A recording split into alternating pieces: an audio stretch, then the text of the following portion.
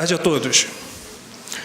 Iniciaremos esta etapa com a mesa tema 2, a memória e a passagem urbana, paisagem urbana, o projeto e o partido. Na coordenação, o conselheiro Leonardo Marques de Mesentier, coordenador da Comissão Ensino e Formação do CAU-RJ.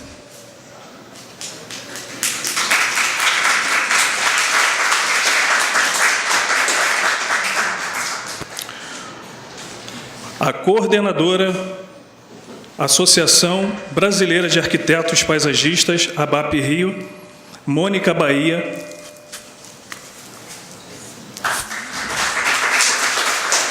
que fará a mediação. São convidadas as arquitetas e urbanistas Cláudia Braque,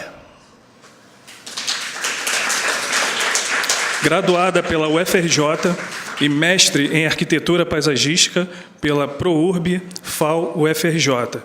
Participa como pesquisadora do Laboratório de Pesquisas sobre Patrimônio Cultural e Cidades Contemporâneas, LAPA ProURB FAO UFRJ.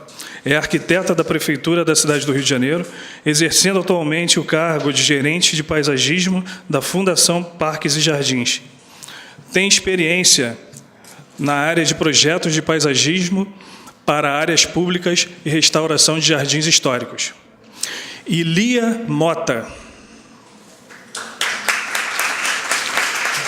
arquiteta e urbanista pela UFRJ, especialista em restauração e conservação de monumentos e conjuntos históricos pela UFMG, mestre em Memória Social pela Unirio e doutoranda em Urbanismo pelo ProURB UFRJ. É servidora do IFAM, exercendo atualmente a coordenação de formações e pesquisa e do mestrado profissional em Preservação do Patrimônio Cultural do órgão. Conselheiro Leonardo de Mesentier, com a palavra.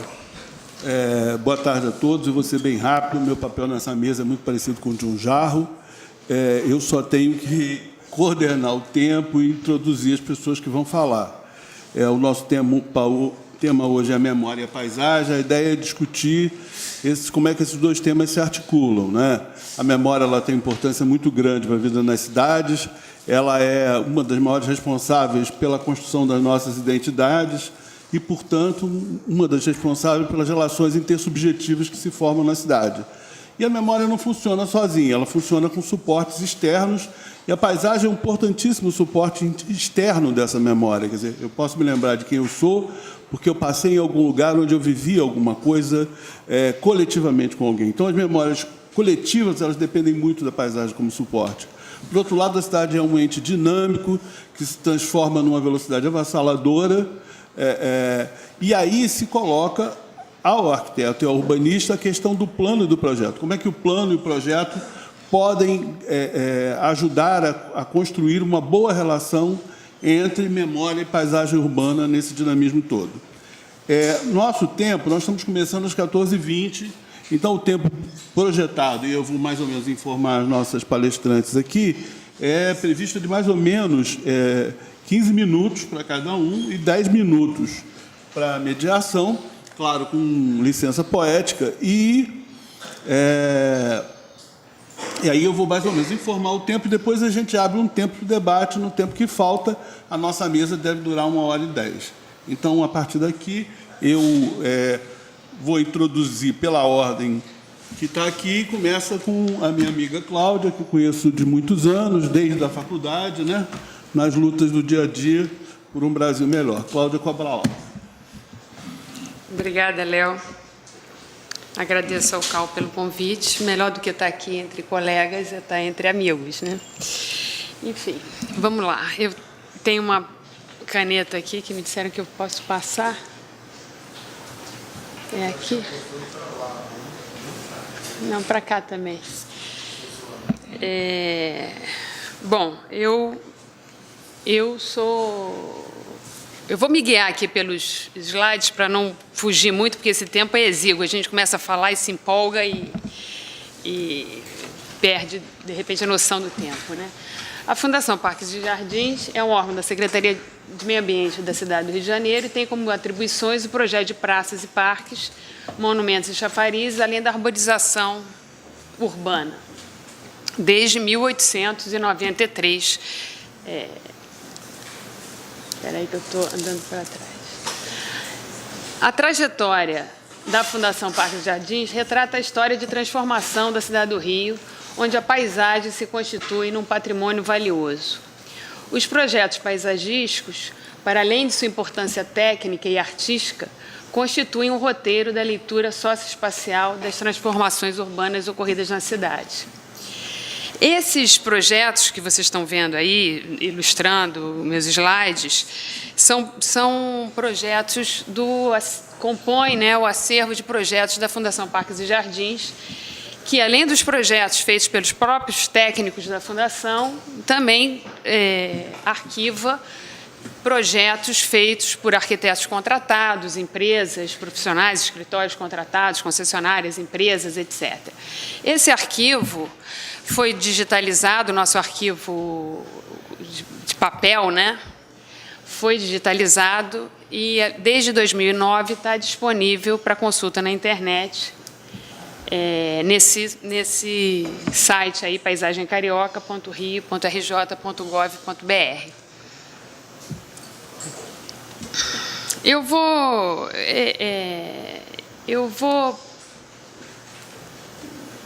Esses projetos, enfim, que compõem o arquivo técnico, elaborados ao longo de mais de 120 anos de atuação, registram a evolução da cidade e retratam a história do paisagismo carioca e do paisagismo brasileiro, visto que o Rio, como capital cultural, sempre foi irradiador, né? Até a década de 90, a FPJ se manteve a primazia na elaboração dos projetos paisagísticos ou da contratação dos projetos das áreas verdes públicas da cidade. Com a perda de prestígio do órgão e a diminuição das suas atribuições, outros órgãos passaram a elaborar projetos para as praças e áreas livres públicas, sem assessoria ou análise prévia e sem o posterior arquivamento na FPJ desses projetos. A pulverização das atribuições antes exclusivas da Fundação Parques e Jardins dificulta o arquivamento dos projetos e o acesso às informações fundamentais para a gestão e preservação da paisagem desenhada da cidade. E eu vejo nisso não só um problema para a FPJ, mas um retrato da desvalorização do projeto, enfim, não é um problema exclusivo do órgão municipal, mas também um retrato da desvalorização do projeto, do profissional arquiteto, do arquiteto paisagista. Aí eu peguei 2 estudos de caso, assim, 2 exemplos, né, 2 praças tombadas, para a gente discutir, para ser mais um fomentador dessa discussão. Oi, alô? Peguei aqui o caso da Praça Nossa Senhora da Paz. Esse é um projeto de 1933, que é o primeiro projeto feito para a praça. A gente nota o renque grande de árvores nessa calçada larga e um outro... Deixa eu ver se eu tenho uma... E outra linha de árvores aqui no interior da praça, uma praça basicamente com canteiros ajardinados, arborização e calçada. Esse projeto é de 1933. Esse aqui já é o projeto de 1956, de Carlos Perry, já com essas feições modernistas. Ai, meu Deus, espera aí. Está aqui. Não. A arborização lá no entorno, a calçada larga, né, as figueiras aqui no interior ainda persistem e tal, e já as amebas e a introdução aqui de um parquinho infantil, né, que começa nessa época a ser implantado nas praças, antes uma área mais de um lazer contemplativo, de um estar. Aqui já um projeto de 92, com gradeamento da praça e a criação dos estacionamentos no seu entorno. Né? Aqui você vê que o pedestre já perde para o carro e para a grade e, enfim, há um aumento da área de parque infantil, enfim, e a arborização lá ainda se mantendo. Eu quero que vocês prestem atenção nessas árvores aqui. Esse é o projeto do metrô do Eduardo Barra, com a implantação da estação.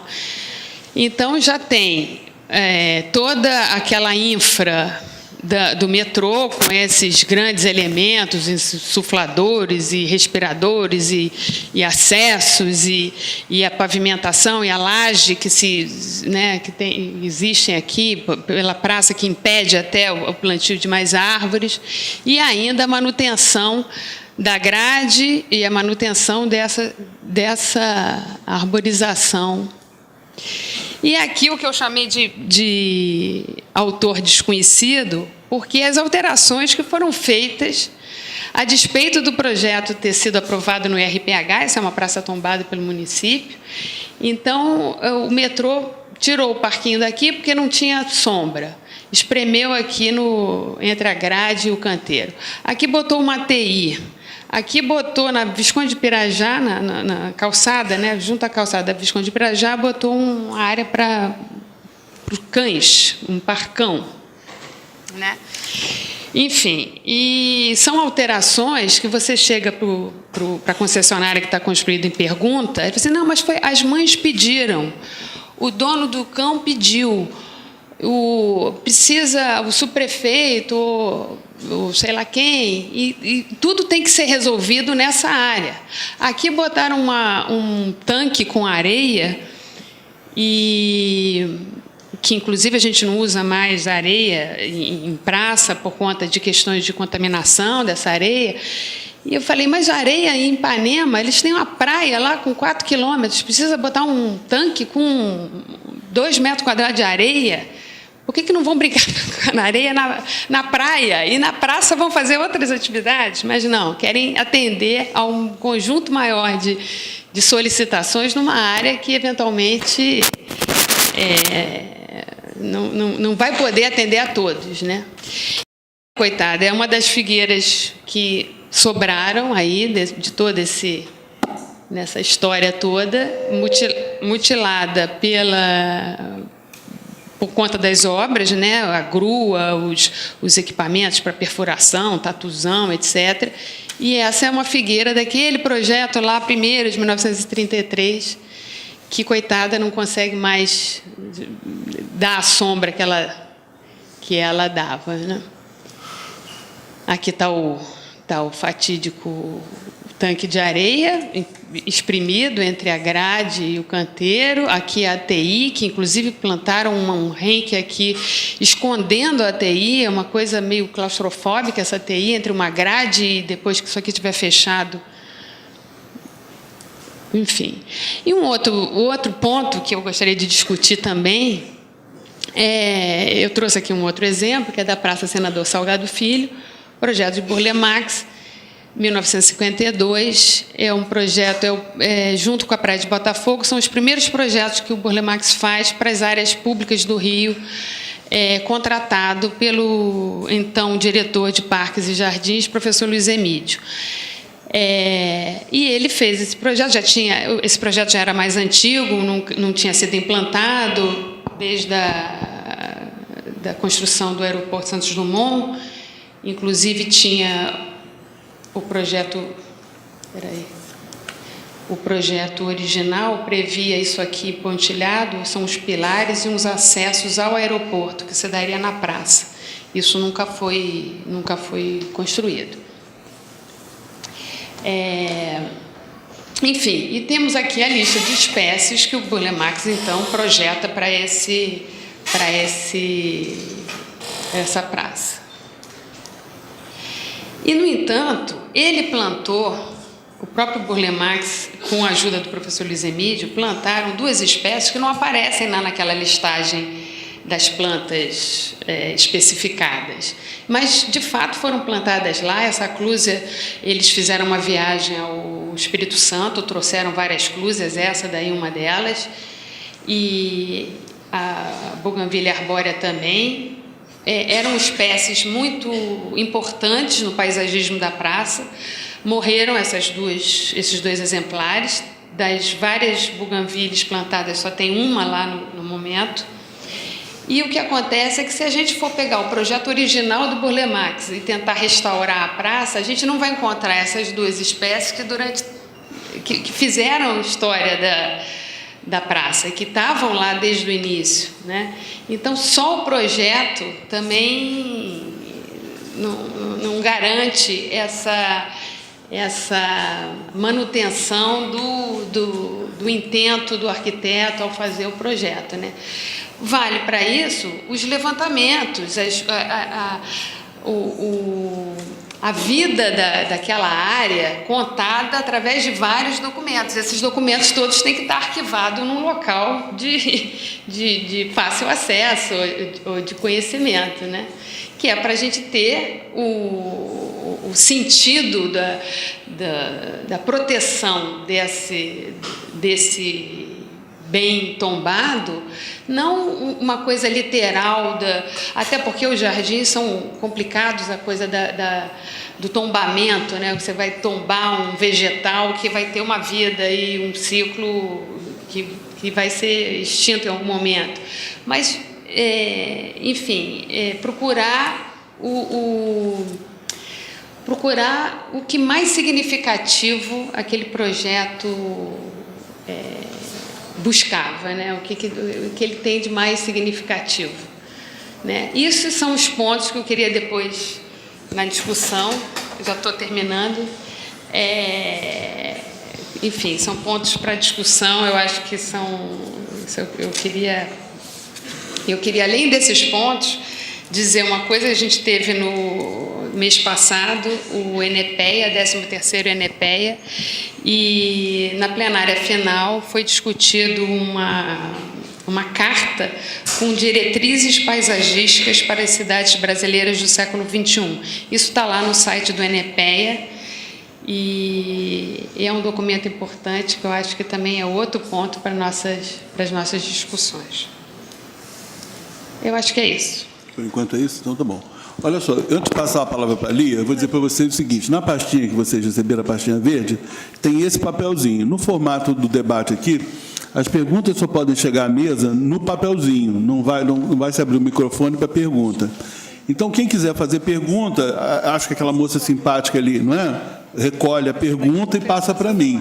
Eu vou proceder da seguinte forma: todas as perguntas que eu receber até o final da fala da arquiteta Mônica, eu vou ler. Todas. Vou ler e aí a mesa responde as que quiser, como quiser, na ordem que quiser, porque eu não sei qual é a quantidade e pode não ser possível responder uma por uma. Então, eu vou ler todas as perguntas e vai ser essa nuvem de questões que eu vou repassar para os membros da mesa, tá? Com a palavra, a arquiteta Lia Mota. Eu vou pedir para falar em pé e olhando, porque eu tenho um pouco nada com ela e eu estou de costas para ela e eu quero tentar cumprir o prazo. E eu vou pedir para você, por favor, passar, tá? Para não me atrapalhar. Eu queria começar agradecendo o convite. Eu nunca me recuso a falar, porque eu acho que, como servidora pública e como alguém que trabalha no IFA há anos, a gente tem que compartilhar, inclusive, as angústias e se expor, né, para ouvir as críticas. Então, eu queria começar agradecendo. Eu vou falar do IFAM, né? Como dizem os historiadores, meu lugar de fala é o IFAM. E eu vou falar a partir do IFAM. Pode passar.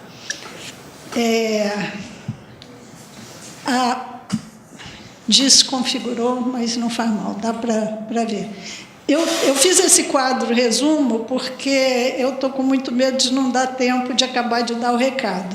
E como o primeiro e-mail que eu recebi dizia que é para dar um recado para estimular a discussão, eu resolvi que eu ia resumir num quadro e depois, se der para mostrar o resto, que, aliás, é melhor, porque tem imagens, né? Se falando de paisagem, imagem é fundamental. Então, eu vou resumir o que eu estou querendo apresentar, o que eu quero trazer aqui. Eu estou falando a partir das constituições federais e, principalmente, para chamar a atenção ao fato da nova Constituição de 1988 estabelecer um novo paradigma, a gente pode dizer, do que é patrimônio, e a gente pouco usa isso quando se trata de patrimônio arquitetônico, urbanístico, paisagístico. Então, só para dar uma ideia do resumo e o que é essa transformação grande que houve, que é considerado novo paradigma, nós tivemos 6 constituições, né, da República Brasileira, né? A primeira, em 1891, foi omissa, não falou em patrimônio cultural, e, a partir de 1934, começou a se falar em patrimônio cultural.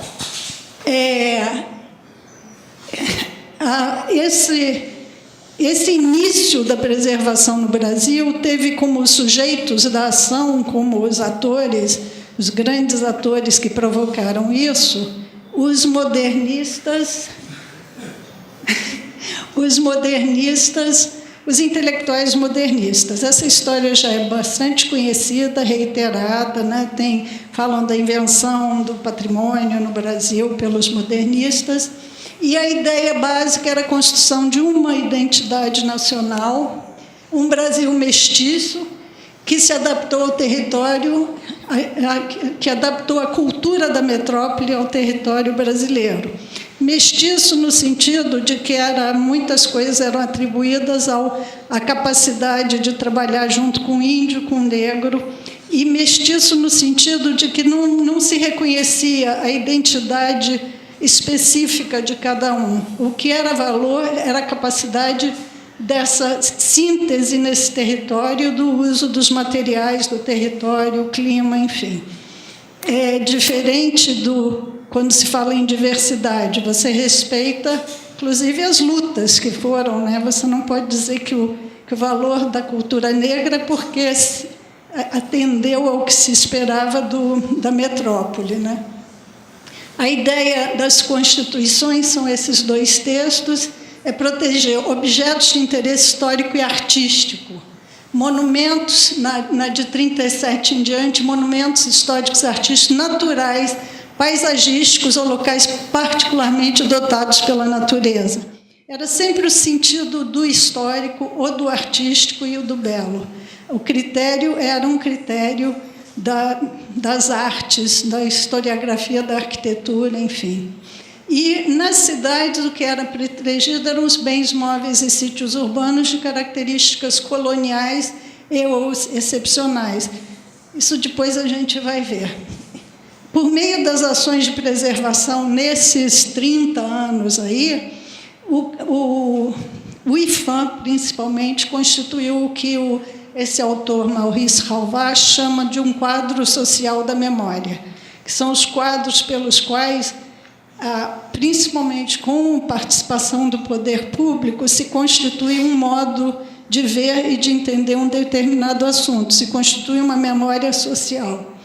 Então, esse grande período teve essa responsabilidade, mas que, com mudanças importantes vindas da sociedade civil organizada na década de 70 e 80, levaram a transformações e que teve ressonância no poder público e que resultou na nova Constituição, no texto que diz as demandas eram por qualidade de vida, pela diversidade, pelo respeito ao diferente, não ao que se misturou com o que veio da colônia, com cidadania, e o poder público também veio com novas demandas, que era o valor regional do patrimônio como um valor econômico para o turismo, principalmente, e a referência cultural, que foi outra noção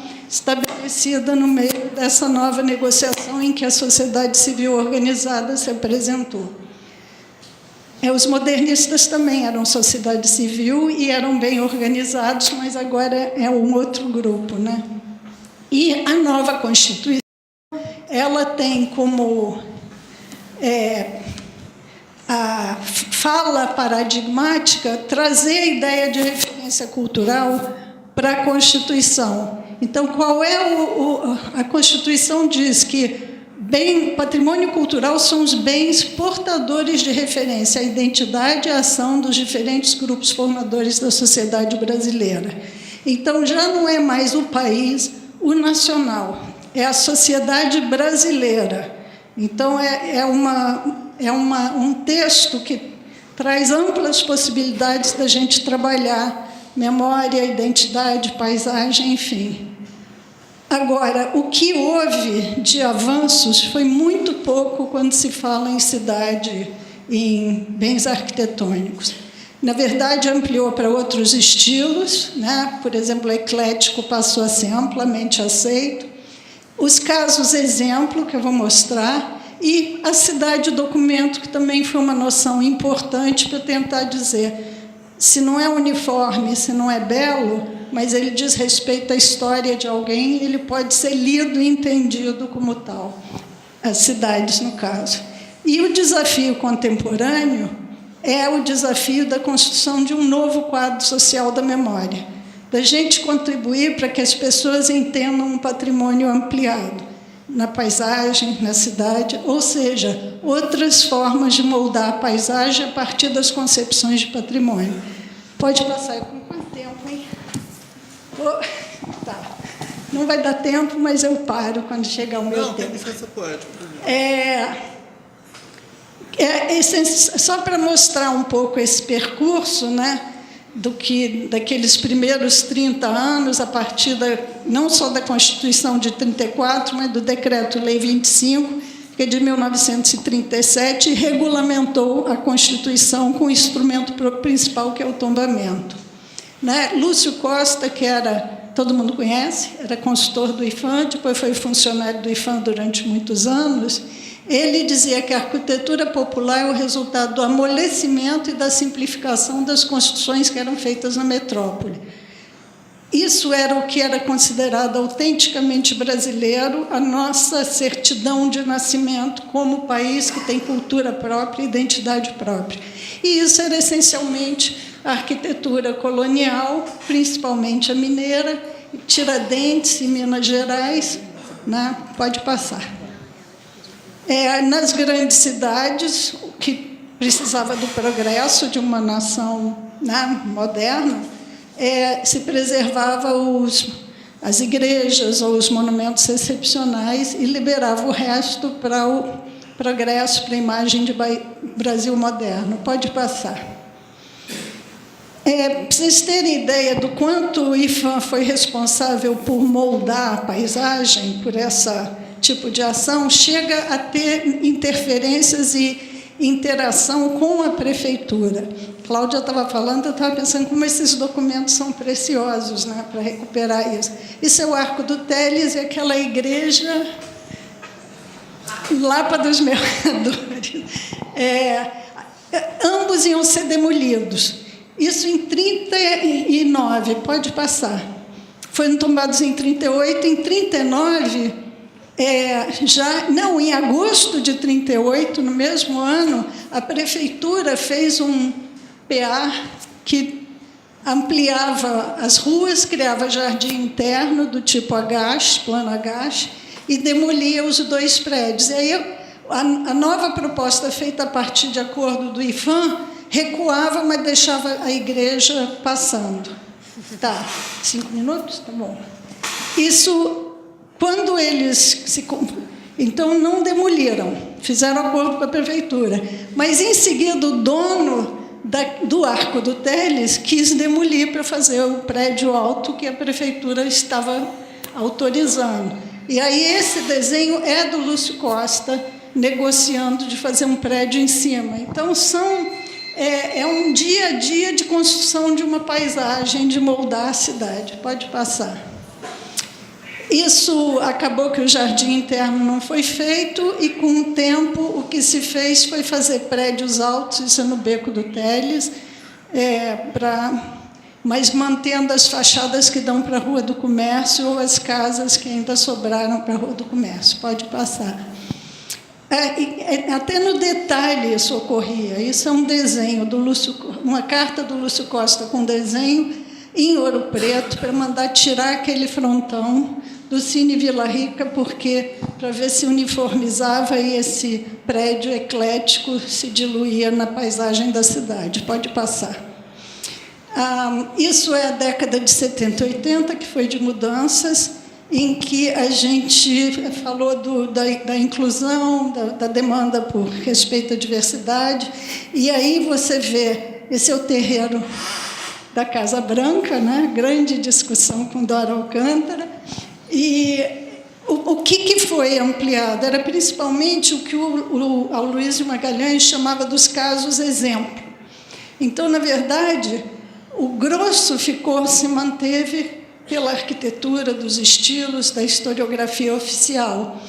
Mas alguns exemplos foram fundamentais para os avanços que resultaram na Constituição. Por exemplo, a inclusão de imigrantes, como é o caso de Antônio Prado. Pode passar. E eu botei isso na última hora, embora sabendo que não ia dar tempo. Laguna, que foi um caso exemplar, né? Dora era diretora de proteção na época, que havia pedido de tombamento de Laguna, mas Laguna não correspondia ao padrão de uniformidade, de estética, de estilo, porque tinha tido muitas alterações. Então, foi construído a ideia, que já vinha, né, sendo criada no IFAM, de cidade-documento. Então, é a cidade que diz respeito a uma história que tem processo e historicidade. Pode passar. E aí, que só para terminar, não é para terminar, mentira, ainda tem uns 2 minutos, aqui é o seguinte, esse critério, quando a gente fala aqui do Rio, mostrando exemplos do Rio, é preciso lembrar que o IFAM é uma instituição nacional e teve a eficiência de fazer com que esse quadro da memória, esses objetos que construíram o quadro da memória, fossem implantados no Brasil, pelo menos na costa inteira. Então, é curioso que esse é o estado de Alagoas, quando descentralizou, que os estados começaram a trabalhar também em favor do patrimônio, da preservação, eles tombavam coisas que pareciam com Minas, como Marechal Deodoro, e falavam de diversidade por meio de uma feição regional, mas uma cidade como essa de Piaçabuçu, que ao lado de Marechal Deodoro, era ignorada, não foi tombada. Pode passar. Então, é só a força dessa memória que foi construída, né? Bom, em grande parte, prevalecem até hoje esses valores coloniais. No geral, predomina a aferição técnica, segundo a arquitetura oficial, a historiografia, construir um quadro social de memória, um quadro que ainda predomina a noção constitucional. Pode passar. A Constituição, que é aquela redação que eu já disse, ela vem sendo muito bem usada pelo pessoal do patrimônio imaterial. E aí, o que eu acho que a gente precisa beber na fonte, não só o IFAM, mas todos nós que trabalhamos com a cidade, para trabalhar, olhar o que eles constroem e pensar como é que se reflete na paisagem, na arquitetura. E a Cecília Londres, que é uma socióloga que foi do IFAM, está aposentada, ela fala muito, quando se fala em referências culturais, ou seja, referência à memória, identidade, à ação dos diversos grupos formadores da sociedade brasileira, que é a Constituição, se pressupõe os sujeitos para os quais essas referências fazem sentido. Referência para quem? Ou seja, o nosso ponto de vista passa de entender que aquilo é belo, ou que está dentro da historiografia, para que o sujeito, que é o usuário, que é o produtor daquilo, como é que ele vê aquilo? Qual o sentido que faz? Por que aquilo é referência dele? Pode passar. Aí eu me apoiei num sociólogo francês, em que ele diz que chama de sujeito indivíduo ou grupo social. ou grupo, inclusive instituições, que ele fala, que se tornam atores, né, numa ação. O sujeito é o esforço de transformação de uma situação vivida em ação livre. Os sujeitos emergem dependendo do momento. Eles são indivíduos ou grupos que devem ser identificados pelo pesquisador. E essa é a nossa função técnica, mais do que identificar pela historiografia da arquitetura, é identificar o que o sujeito está nos informando sobre aquilo ser referência do grupo dele. Esses devem buscar, ou seja, esses pesquisadores, compreender os atores, suas escolhas e suas representações. Pode passar. Trata-se de um trabalho de identificação de demandas, mesmo as não explicitadas. Eu acho que esse é o desafio dos arquitetos e urbanistas. Não vale mais apenas a aferição técnica por meio da historiografia da arquitetura para a construção de uma identidade nacional. Temos que auscultar vozes, isso é Cecília Londres da Fonseca. Considerar outros interesses que não o dos grupos de maior interesse econômico e intelectual. Pode passar. E aí, eu não quero falar que eu estou fazendo doutorado, porque o meu orientador está ali, como eu não estou fazendo doutorado, eu estou meio inibida aqui. Mas, enfim, eu estou trabalhando com a Maré, estou assim. E por quê? Porque é a ideia da gente conseguir ouvir as vozes da Maré, mesmo que elas não falem que é para preservar a Maré como um sítio histórico, né? E a Maré conquistou o seu território, tem uma história fantástica, pode passar. Tem uma história de luta, e essa revista, isso tudo eu peguei da fonte da Cláudia Ribeiro da Silva, que é uma pesquisadora que nasceu lá, né, fez Fundação Getúlio Vargas. Coisas assim, tem vários que ela apresenta, e tem mareense, existe isso, ou seja, eles estão falando da sua identidade e diz assim, reflexões sobre um bairro em formação. Ou seja, eles falam dessa identidade grudado com o bairro, com o local, com o seu espaço, com o território que conquistaram. Pode passar. Eles, mais recentemente, vêm se refinando, né, nos seus espaços de memória, construindo histórias, lendas, centros de... Tem vários trabalhos, eu citei os que eu tenho mais proximidade. Pode passar. E, assim, ao fim das contas, o que se pergunta é que as favelas vêm sendo objeto de construção de memórias coletivas e identidade, não só a Maré, as favelas, vêm construindo seus museus e tendo seus territórios musealizados, são objeto de dissertações e teses e de discussões de uma nova estética baseada na ideia de espaço-movimento e de identidade espacial comum entre os sítios, que isso é da tese da Paola Jacques. Pode passar. Esse é o último, prometo. Para cumprir o que determina a Constituição de 88, as instituições de preservação irresponsáveis pela cidade, de maneira geral, né, devem atuar como sujeitos da preservação, ouvindo outras vozes, investir na construção de uma nova memória social.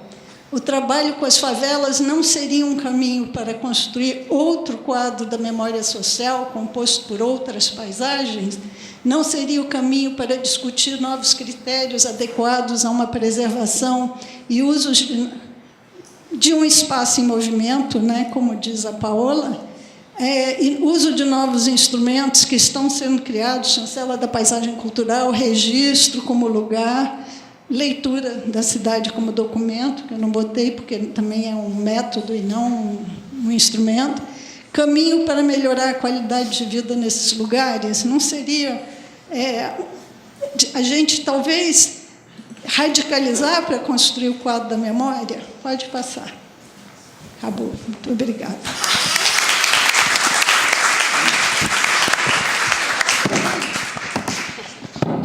Então, dando sequência, eu passo para a arquiteta Mônica Bahia fazer seus comentários. Eu não sei se aqui é esse microfone ou outro.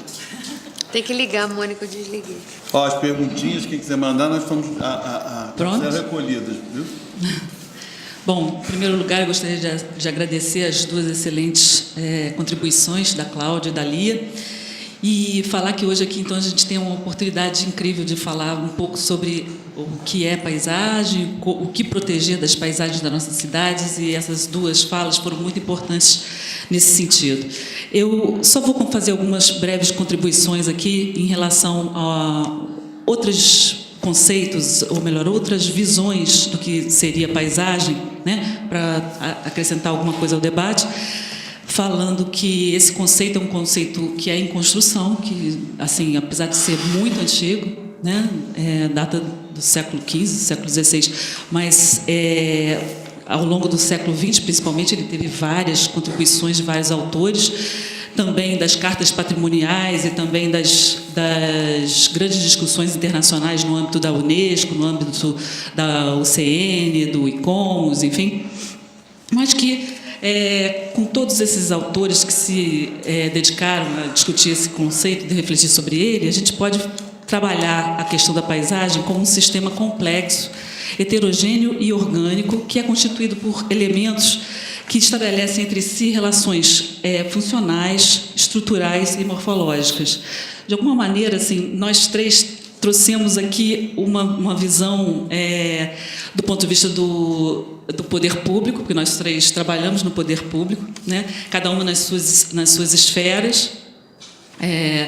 Eu, como trabalho na Secretaria de Urbanismo, tenho a possibilidade de fazer um diálogo tanto com o IPHAN quanto com os órgãos setoriais de parques e jardins, e acho que essa questão em torno da importância desses agenciamentos, desses processos, na verdade, a paisagem é um processo, né? Ou melhor, é um resultado de um processo, ela não é uma questão estanque, ela não é um quadro estático, e que ela envolve a interação entre o suporte natural e o suporte construído e as relações socioambientais que se estabelecem nesse espaço. Desse modo, ela é um sistema tanto social quanto ecológico e em constante transformação. A paisagem também, como argumentou Aziz Absaber e Milton Santos, é uma herança. Ela reflete a interação entre esse ambiente natural e a cultura nas marcas deixadas pelas ações, pelas manifestações e pelas formas de expressão humana. E pode também ser percebida como uma representação mental derivada do ato de vivenciar e apreender o meio físico e um elemento de referência e símbolo da identidade, como falaram aqui os palestrantes, e começou muito bem a fala o Leonardo. Na verdade, são vestígios que são deixados nas nossas cidades e que não são totalmente apagados dessa memória coletiva, né, apesar das grandes tentativas. Nesse sentido, é preciso lembrar que a dimensão urbana depende da dimensão ambiental e que esta é continuamente transformada pela ação humana. Nesse sentido, me permitam lembrar da tragédia de Mariana, que ocorreu em 5 de novembro de 2015, com o rompimento da barragem de Registro do Fundão, no distrito de Bento Rodrigues, que deixou um rastro de 700 quilômetros de lama até o litoral do Espírito Santo e corpos que foram encontrados até 100 quilômetros de distância da barragem. Qual a real extensão do dano socioambiental e paisagístico causados pelo rompimento dessa barragem de rejeitos de minério de ferro pela mineradora Samarco? A distribuição do Rio Doce, dos ecossistemas associados, da paisagem e do patrimônio natural e sociocultural da bacia e o gravíssimo comprometimento do abastecimento de água e das atividades pesqueiras e turísticas na região por Ilha Atravessada foram algumas das consequências dessa catástrofe socioambiental sem precedentes. Outros tantos danos estão em curso no Brasil. E esses podem trazer marcas ainda mais indeléveis. É preciso lembrar, é preciso agir, é preciso saber como agir. E, sendo assim, como nos ensinou Maurício de Almeida Abreu e também Aziz e Milton Santos, a paisagem de hoje é um legado das heranças do passado e também das esperanças. sem entendê-las, não seremos capazes de interpretá-la nem de intervir de forma adequada sobre ela. E essas duas falas, elas remetem a essa intercambiabilidade, essa complementaridade da gente saber entender os diversos nuances da paisagem nas suas diversas escalas. Nesse sentido, eu vou abrir aqui a prerrogativa da primeira pergunta e, assim, perguntar para as palestrantes o que elas acham sobre essa questão da paisagem ainda ser vista como um bem, assim, excepcional, né, nas nossas legislações de proteção, todo o nosso aparato legal ainda vê um pouco a paisagem como um bem excepcional. E eu fico feliz de saber que a Lia está nessa jornada de tentar desconstruir um pouco esse viés. E eu gostaria que as duas falassem um pouco sobre isso. E foi interessante também a Cláudia, que trouxe, assim, a vivência. Eu só queria pontuar uma coisa que também tem a ver com o que ela falou. A vivência do projeto e como esse projeto é vivido e digamos assim, transformado ainda antes de virar realidade pelos agentes que estão ali presentes e que mencionam, porque foi a mãe que pediu, foi o dono dos cães que visitam a praça, enfim. E eu acho que, nesse sentido, é um papel importante que a gente tem que entender e assimilar o papel da transformação da paisagem como sendo um processo participativo. Porque se não fosse, né, se essa paisagem, se essa transformação tivesse sido discutida, talvez eles nem tivessem esse argumento, né? É isso. Obrigado, Mônica, pela sua contribuição. Eu vou ler todas as perguntas, uma por uma, e boa sorte. Porque eu acho que a gente vai ter um ciclo, aí eu abro um tempo aqui. Eu não sei como é que está o controle externo do tempo. Alguém pode mandar um papel para mim, de qual é o nosso teto e tal, para me situar aqui por trás. Aí, mas eu vou colocar as perguntas para a mesa, para a Mônica, inclusive, né? Algumas perguntas elas têm um direcionamento muito claro, mas, enfim, elas vão trazendo uma temática. Começar pela Dora, minha professora do IFAM e da UFRJ. A pergunta é curioso que o tanque de areia e o local para cachorros, como pedidos, foram atendidos, e, no entanto, todos os movimentos para que não houvesse estação de metrô na praça foram ignorados. Pergunta da Ana Carla Coutinho, arquiteta, para a Cláudia Braque. Por favor, gostaria que falasse sobre a manutenção das praças e jardins de responsabilidade da Fundação Parques e Jardins. Isabela Saramago, arquiteta, para a Cláudia. Diante da sua apresentação, é fato, então, que não há fiscalização sobre as interferências nas praças públicas pela Fundação Parques e Jardins? Jeane Trindade, da Universidade de Itafissá. Quais as atitudes que os arquitetos e urbanistas podem e devem ter para auxiliar na memória e preservação das paisagens históricas das cidades? Eu acho essa pergunta bastante importante. Por ser uma praça preservada com figueiras há décadas, como fica a questão da retirada das árvores para a implantação do metrô? É a pergunta da Cláudia Duarte, da Fundação Parques e Jardins. Camila Gilo, arquiteta, qual o posicionamento diante do destombamento de construções ou intervenções na paisagem, como no caso do Centro de Paraty para a Flip?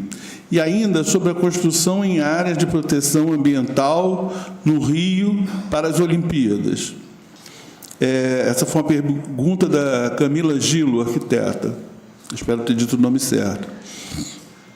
Cláudia Bâmia perguntou, Cláudia Bâmia, professora da UERJ, Lia Mota ou Mônica Bahia, quais serão as mitigações aos impactos na paisagem da região portuária, caso realmente seja verticalizado com o aumento dos gabaritos. E, finalmente, a pergunta de Josilaine Carla Fênix, da Universidade de Itaçá. Qual é a visão que o Conselho de Arquitetura e Urbanismo tem sobre a preservação da memória cultural na concepção do projeto urbanista e paisagista? Então, as perguntas estão colocadas.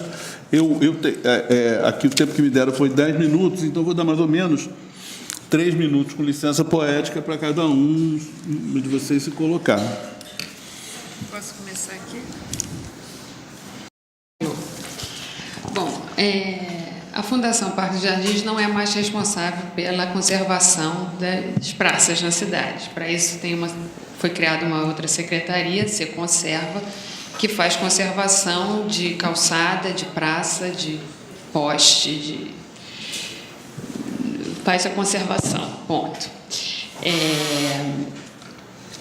A questão da gestão democrática da cidade é uma coisa importantíssima. Claro que quando o arquiteto vai lá fazer um projeto, já tem uma noção e conversa e tal. Agora, o que está acontecendo é que a gente não tem um planejamento de longo prazo, a gente não tem condições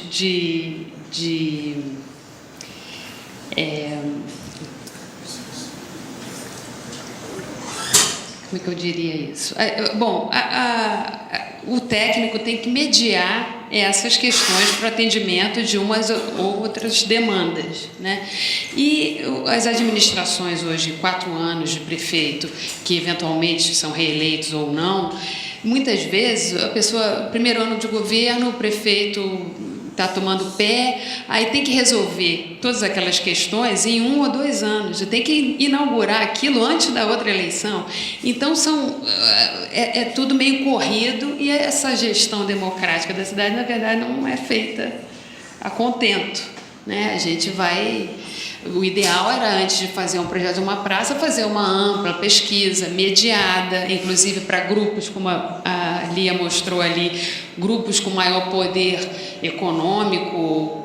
Por que a Associação de Ipanema consegue determinadas alterações em projetos que o pessoal lá em Ramos, no BRT, não conseguiu? Porque o cara de Ipanema vai para o Globo, põe a primeira página, tem uma pressão, né? Exerce uma pressão que outros grupos minoritários não conseguem. E isso tem que ser mediado pelos técnicos e mediado nesse planejamento que, na verdade, não há. Então, falta realmente, acaba ficando são questões políticas que acabam gerando determinado político conseguiu, é muito comum você ouvir isso, o vereador tal conseguiu atendimento. Agora mesmo recebi propaganda de vereadoras falando tudo que eles tinham feito na cidade, graças ao trabalho. Enfim, então essa é uma questão de discussão realmente. O que mais? Eu acho que, de um modo geral, que eu me lembro das perguntas. Bom, eu queria começar falando como ampliar o trabalho com as paisagens, né? Paisagens urbanas, principalmente, para além do excepcional, notável beleza.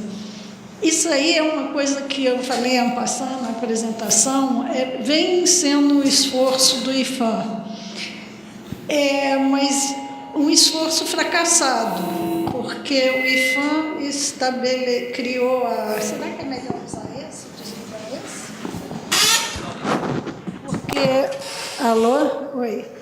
Porque o IPHAN criou a chancela da paisagem cultural, que por uma portaria, e aí houve um questionamento se poderia ou não, eu vou explicar rapidamente o que é, e pode sim, porque estaria coberto pela própria Constituição, que diz que para atender aquela ampliação de que patrimônio é referência de memória e identidade dos diversos grupos, o poder público pode trabalhar com outras formas de acautelamento. E esse é considerado, inclusive, porque ele tem um diálogo com lei de meio ambiente e tal. A chancela da paisagem cultural era exatamente uma tentativa de integrar o patrimônio imaterial, material, arqueológico, enfim, todos os tipos de bens num determinado território e que dissesse respeito a determinada comunidade. Então, ele dialogava com a Constituição e com a ampliação dos tipos de bens e tal. O IFAM não conseguiu fazer nenhuma chancela da paisagem cultural até agora, porque um dos princípios é ter um pacto com os diversos poderes, meio ambiente, porque você não dá conta sozinho de um território mais amplo. E aí entram todos os interesses políticos dos especuladores. Então, são processos muito complicados, muito complicados. E quando você fala que é belo, que é excepcional, você já está na cultura da gente. Se é belo, é excepcional, tem que proteger o especulador que vá fazer especulação em outro lugar.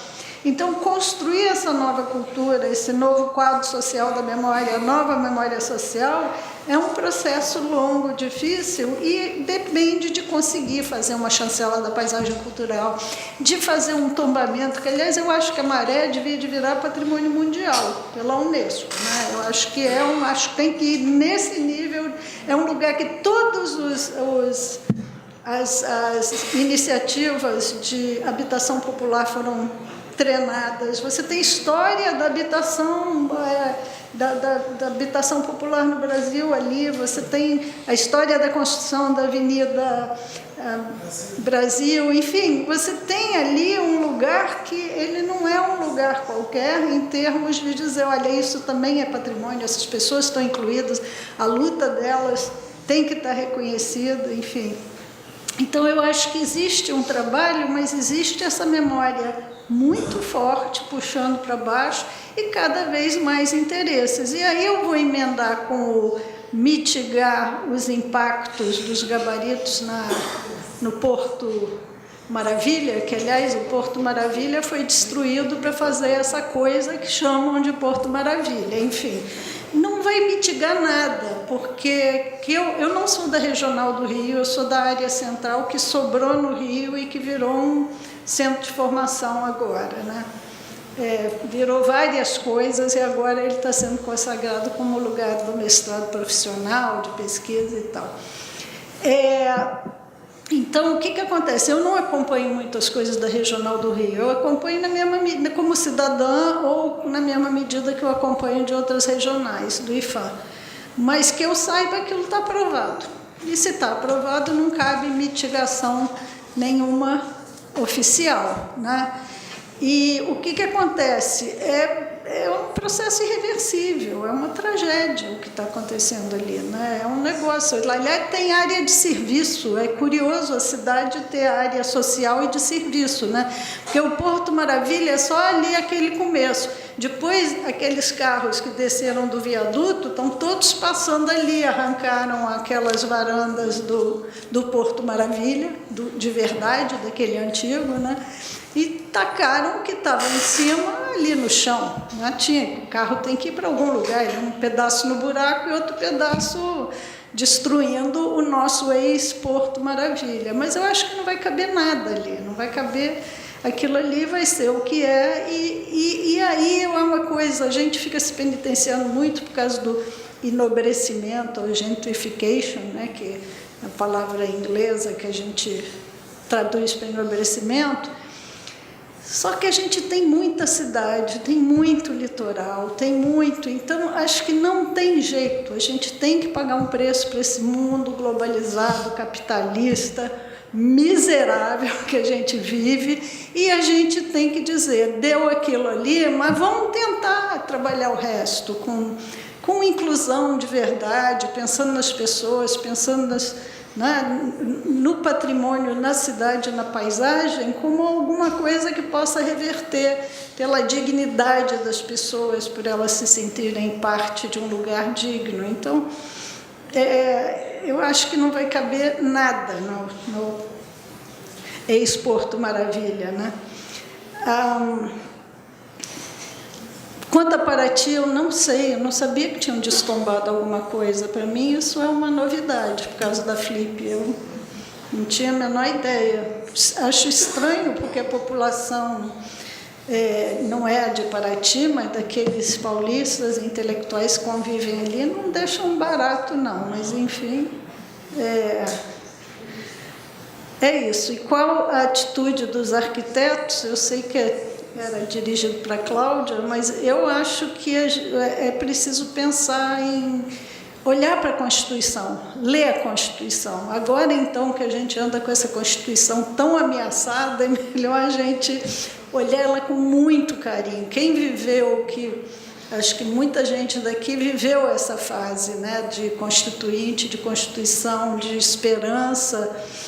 E o resultado é bom. Tem muitas críticas à Constituinte, mas agora que eu estou pesquisando a Constituinte, como que as coisas surgiram ali, acho que o resultado é muito positivo. A gente tem que se apegar nisso, né, e fazer funcionar, pensar muito no que isso é. Obrigada. Obrigado, Lia. Eu estou sendo pressionado aqui para terminar a mesa. Mas eu vou passar antes a palavra para a Mônica, para ir para as últimas considerações dela. Tá. Só queria colocar uma última coisa em relação a essa pergunta sobre a atitude dos arquitetos. Eu não sei se ficou muito claro quando eu fiz essa alusão a Mariana e a tragédia ambiental que aconteceu lá, mas eu acho assim que uma coisa importante que a gente não pode perder de vista é essa complementaridade entre a dimensão urbana e a dimensão ambiental. Isso é que tem que ficar muito claro, porque isso se rebate nos instrumentos que são trabalhados, enfim, instituídos para a proteção da paisagem, e que hoje em dia ainda focam muito especificamente fragmentos do que se acha que é a paisagem. Então, é a paisagem cultural aqui, é a paisagem natural ali. E eu acho que é importante que as pessoas comecem a perceber que uma coisa está ligada à outra, que a paisagem é indissociável. Então, eu acho que começa por aí, né? E, assim, dá para falar na escala miúda, na escala mais do indivíduo, né? Eu acho que é importante também o que a Cláudia mostrou também, assim, quando você vai fazer uma intervenção num espaço público, você resgatar a história antiga desse espaço, né? A Cláudia resgatou muito bem, né, diversos momentos ali de transformação daqueles espaços públicos que ela mencionou. E se a pessoa percebe, né, o que foi aquilo naquela determinada época, qual é o contexto daquela intervenção naquela época e quais são as funções atuais daquele espaço, eu acho que é uma diretriz boa para se intervir na paisagem. Isso. Obrigada. Bom, então, obrigado. Agradeço a presença de todos e declaro encerrada a sessão. Registramos a presença da seguinte autoridade: Carlos Eduardo Nunes Ferreira, coordenador da ABRJ.